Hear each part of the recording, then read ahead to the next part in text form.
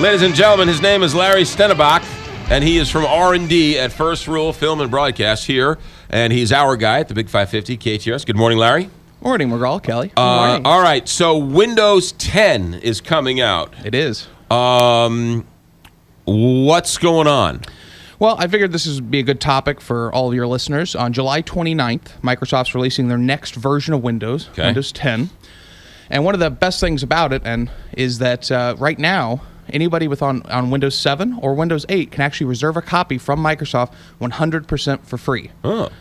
Because Windows 7 and 8 were so bad? Well, Windows 7 was generally thought to be pretty good. Right. Windows 8 was a horrible pile of trash. Okay. And I think Microsoft knows that, so much so that they didn't make a Windows 9 because it was... What happened to 9? It was guilty by association. So they went straight to Windows 10. So if you're on Windows 7 or you're on Windows 8, as long as you're doing your Windows updates, you should see a little Windows icon down next to the time in the right corner of your screen. Right. And as long as you click on that, you can reserve a free copy of Microsoft Windows 10. And this is not a gimmick or a hoax, and they're not going to charge you later. This is a full-fledged copy that you will have forever. Huh. And it's Microsoft's way, I think, of just atoning for the awful tragedy that was Windows 8. What are the early reviews on Windows 10? Have you used it? Have you seen it? I've used one of the developer previews for a long time now, and I got to say it's massive improvement over Windows 8. It actually harkens back a lot to Windows 7, where in Windows 8, one of the things people didn't like is when you hit the start button, the whole screen was taken up by all these tiles. Yes. And it just took up the whole screen. You couldn't see what was on your desktop, and it was really disruptive for people that were. I actually disengaged that part. I was like, just give me the main screen. I don't want all this stuff. Yeah. So they've heard that, and so they've gone back to a more Windows 7 style start menu. Okay. But they've integrated some of the live tiles, some of the good ideas for Windows 8, which there were a couple, into Windows 10's new start menu. Okay, so I've been a Mac user for a zillion years. Do I need to care about Windows 10? Probably not, no. I mean, if you're not a Mac user and fully in that environment, you're going to be in Windows, though, which is still a vast majority of But there's a lot of people who, I do both. I have a Mac laptop and I have an iPhone, but I have a Windows laptop here. Yeah. Now, laptop versus desktop. Because desktops are going the way of the dodo bird, right? In general, I think desktops will always be around, but you're right. The sales for desktops are significantly decreased. However, I think you're always going to have a big keyboard and mouse and monitor set up when you're doing real work that you want to come back to. And actually, this Windows 10 actually takes a step towards that direction. Microsoft's trying to unify what's on your phone, what's on your tablet, and what's on your computer.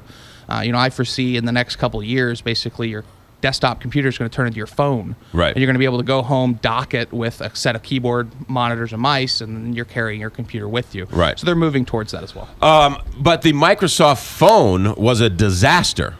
You know what? That's one of the interesting things, especially it's a really interesting marketing thing to study, because the actual product, when you break it down, is actually not that bad. It's actually a pretty good product, but they were so late to the game. They were years after Android and iOS, and it was just impossible for them to catch up. I think at some point it is compelling if you could run your desktop apps on your phone.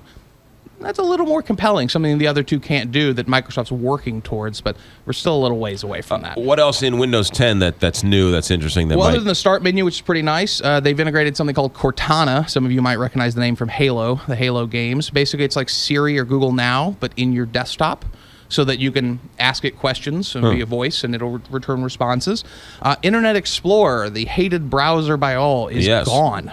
Microsoft has completely gotten rid of it. In place, they've put in something called Microsoft Edge, which essentially is Internet Explorer. Rebranding. Wait a minute. There's no longer a Microsoft Explorer? No. Well, there is still technically an Explorer as far as like the Windows that you're using in Windows, but an Internet Explorer, the IE, gone. Wow. I think, they got so much bad press, and no one used IE, even on Windows. You use Chrome or Firefox, that they had to rebrand. So this is a rebranding effort, if nothing else, for them. Hold on. That's a monumental shift. Wasn't Congress suing them over Microsoft Explorer and all that? Initially, there was a lot of suits both in the EU and here about IE coming on the operating system from the get-go. Right. That gave them a competitive advantage. But I guess this is rose of any other name would smell as sweet or as bad in this case. Does it still crash every 15 minutes, which is why everybody went to Chrome and Firefox?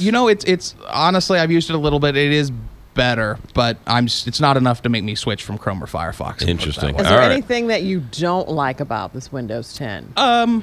So far. Honestly, I really don't have too many bad things to say about it. Windows 8 was just so awful that this is a huge step in the right direction for those of us that have to use Windows. Windows 8 was so terrible, I bought a laptop and I went back to my old laptop. As a matter of fact, you fixed my old laptop. You cleaned it and fixed it up, and even though it's slower, every time I moved the mouse on that Windows 8, that screen showed up on the side. I was like, I'm not even over there. Why is it doing that? Yeah, they were trying to answer the question, how do you take the desktop into the tablet touch age? And they just completely flopped with Windows 8. And the sales show that. With Windows 10, there's still a lot of touch features. There's a lot of options for full screen stuff if you want, but it doesn't default to that. It defaults to a much cleaner desktop interface that people are more used to. What about other apps like do they still have, well, more importantly, do they still have Solitaire? I don't know if Solitaire comes on it, but I'm sure with the Windows App Store, you can still get Solitaire. Good. One thing that I loved was that the recycling bin, which for years Microsoft has required you be on your desktop. You couldn't get rid of it. If you wanted to be like me and you're kind of anal with your icons and you wanted to have a clean desktop, you couldn't get rid of it. That's the only place it could go. Finally, it does not have to go on the desktop and go in your taskbar, which seems like a small change, and it is, but it's one that I'm actually looking forward to. Microsoft, in terms of how they're doing, they're cutting and slashing jobs. I mean, this is not the Microsoft from years ago. Are they in a little bit of trouble? Actually, I think the opposite. I think Microsoft's finally on the right track. Basically, once they got rid of Ballmer and the age of Ballmer, they did very bad decisions. They made stuff that make the geeks not like them, and then everyone else, like Windows 8, just unusable. Since then, and since the new CEO, they made phenomenally good decisions, both with Xbox and Windows 10 and things like that. They've open sourced a lot of their software. They've done things that traditionally Microsoft wouldn't do, and they're kind of nicer with the community. Things like giving away Windows 10 for free, for example. Wouldn't have happened under Ballmer. So I actually think they're actually on a good track finally. So Windows 10 comes out, and you don't have to buy it if you already have bought the old ones. Correct. If you have a fresh machine, it will cost $120. But if you have any machine that's running Windows 7, Windows 8.1, make sure you've got all your Windows updates done, and in the bottom right corner near the time, you'll see a little icon where you can reserve your copy for free. How about that?